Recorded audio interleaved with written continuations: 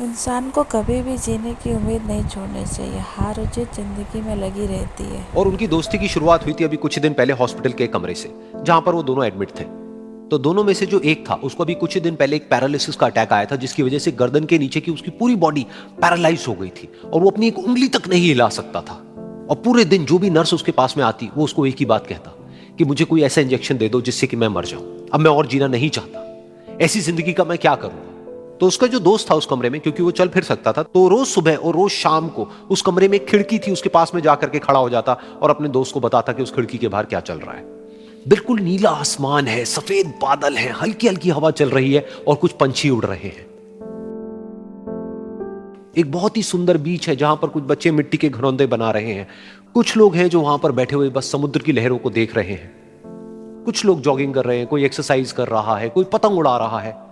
वहां पर एक आइसक्रीम की स्टॉल है जहां पर कुछ लोग आकर के आइसक्रीम खा रहे हैं। और सनसेट के टाइम पे जो पानी है वो पूरा गोल्डन हो जाता है और चमकने लगता है। तो शुरू में तो जब उसने वो सब बताना शुरू किया तो उसके दोस्त के ऊपर ज्यादा असर नहीं हुआ, लेकिन धीरे धीरे उसके अंदर जीने की चाह जागने लगी। अब वो सुबह का इंतजार करने लगा कि जल्दी से सुबह हो और मेरा दोस्त मुझे बताए कि आज यहां पर क्या हो रहा है। कुछ दिन तक ऐसे ही चलता रहा।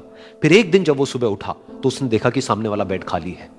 फिर उसने नर्स को बुलाया और उससे पूछा कि क्या वो डिस्चार्ज हो गया है। तो नर्स ने कहा कि आपको तो उन्होंने बताया होगा, उनके पास कुछ ही दिन बाकी थे और कल रात को ही उनकी डेथ हो गई है। ये सुन करके उसके अंदर की उम्मीद पूरी तरह से टूट गई, क्योंकि सिर्फ उसका दोस्त ही था जिसने उसको बाहर की दुनिया से जोड़ा हुआ था, जिसकी वजह से वो जान पाता था कि बाहर क्या हो रहा है और ये दुनिया कितनी खूबसूरत है। तो कुछ दिन तक तो वो रोता रहा और उसने जीने की चाह छोड़ दी।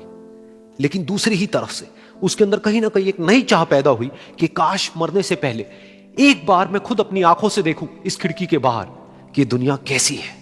जैसे जैसे उसकी ये चाह बढ़ने लगी, उसको अपने अंदर एक अजीब सी एनर्जी महसूस होने लगी।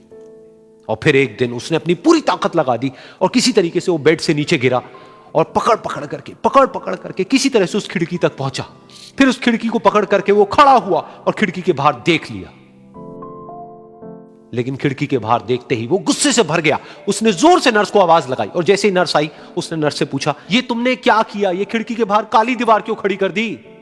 तो नर्स को समझ नहीं आया वो क्या बोल रहा है और वो बोली कि मुझे 5 साल हो गए हैं यहां पर, जब से मैं आई हूं तब से तो ये काली दीवार यहां पर है।